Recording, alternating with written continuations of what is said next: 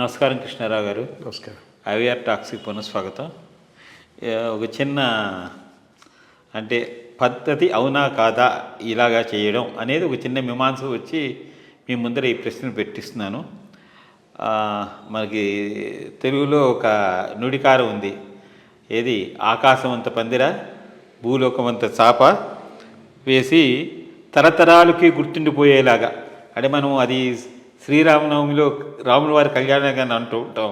So అట్లాగా కోలాటాలు, నృత్య విన్యాసాలు, మరి ప్రపంచంలో అన్ని వైపులా దశ దిశల నుంచి పెద్ద పెద్ద వాళ్ళందరినీ మరి ఆ వివాహానికి రప్పించడం, అతిథి మహారాజులందరూ వచ్చి ఈ వివాహ వేడుకల్లో పాల్గొనడం. ఇది అంబానీ వారి ఇంట్లో జరిగినటువంటి వివాహ వేదిక మీద. అంటే విచ్చలవిడిగా డబ్బులు ఖర్చు పెట్టి ఒక ఒక రాజసాన్ని దర్పాన్ని చూపించినట్టు సామాన్య ప్రజలందరికీ అనిపించింది. అంటే సామాన్య ప్రజలకు కూడాను అందరికీ కలిసి వాళ్ళకి అక్కడ మరి జామ్నగర్లో చేయడము, వాళ్ళందరికీను భోజనాలు పెట్టడము, వివాహాలు జరిపించడం అన్నీ చేశారు. బట్ ఒకటి, ఇంత విచ్చలవిడిగా ఖర్చు పెట్టి వివాహాలు చేయడము ఎవరికి తగులుతుంది? మనం అంటే ఇదివరకులో ఒకసారి మరి సహారా సంస్థల అధిపతి 10,000 కోట్ల రూపాయలు పెట్టి ఆయన చేశాడు. మరి తర్వాత మరి సుబ్రతో రాయ్, ఆ తర్వాత మళ్ళీ మనకి ఇప్పుడు దిక్కు దివాణం లేకుండా ఎక్కడికో వెళ్ళిపోయాడు ఆయన. అంటే రిలయన్స్కి అట్లా అవుతుందని కాదు గ్రూప్కి. బట్ ఒకటేంటంటే ఇంత మనీ విచ్చలవిడిగా ఖర్చు పెట్టి వివాహాలు చేయడము ఎంతవరకు సబబు అనేది ఒక చిన్న ప్రశ్న మధ్యలో వినిపించింది. ఎందుకంటే మనము సింప్లిసిటీ ఈజ్ ఆల్వేస్ బెస్ట్ అని అంటాము. మామూలుగా కూడాను ఎవరైనా అంటే ఈ రోజుల్లో మనకి ఇక్కడ వివాహాలు చాలా ఎక్కువగా అవుతుందన్నమాట. సో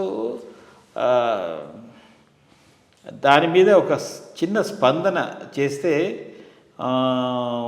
అంటే డబ్బులు ఉన్న 10 మందికి సహాయం చేసి వాళ్ళని అభివృద్ధి చేయడానికి ఉపయోగపడాలి, కానీ ఇంత విధిగా ఖర్చు పెట్టాలా, అవసరం ఉందా అనే విషయం మీద ఒక చిన్న మీమాంస.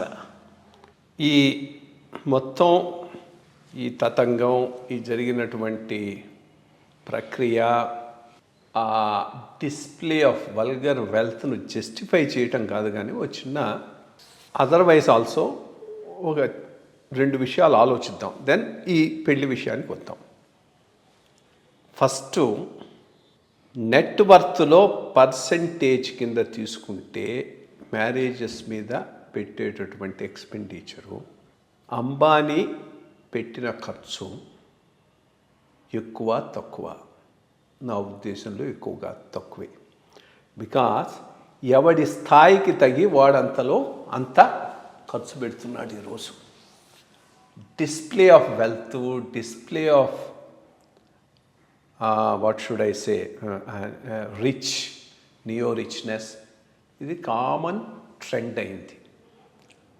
ప్రతివాడు వాడికి 10 లక్షలు ఉంటే 2 లక్షలు ఖర్చు పెడుతున్నాడు.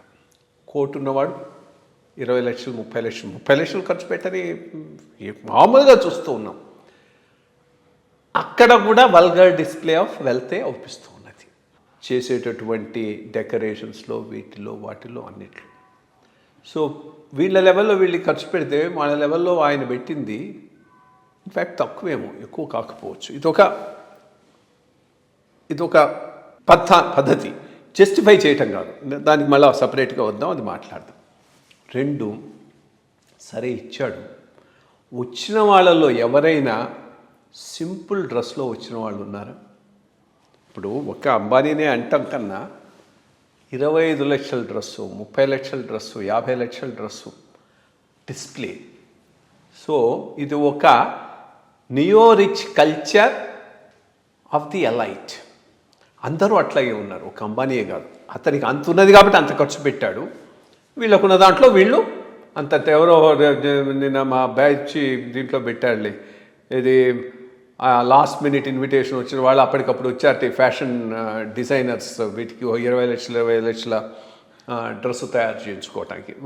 ఫ్యాషన్ డిజైనర్స్ అందరూ దే ఆర్ వెరీ బాంబేలో making lot of money with this unique dresses and all that అని పెట్టాడు.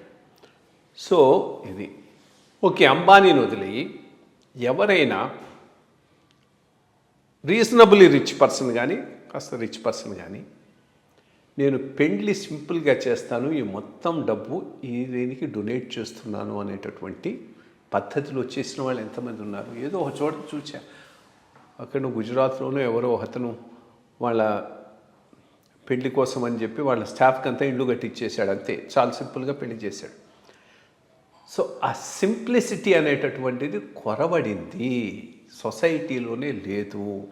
ఒక అంబానీ నుంచో అంబానీ నుంచి కానీ అదాని ఎవరి నుంచి కానీ వీళ్ళలో ఎవరి నుంచైనా ఎక్స్పెక్ట్ చేయటం ఆస్కింగ్ ఫర్ టూ మచ్ ఇప్పుడు ఉన్నటువంటి పద్ధతి. నిజంగానే ఇంకా దీనికి వద్దాం, ఇది జనరల్ ట్రెండ్.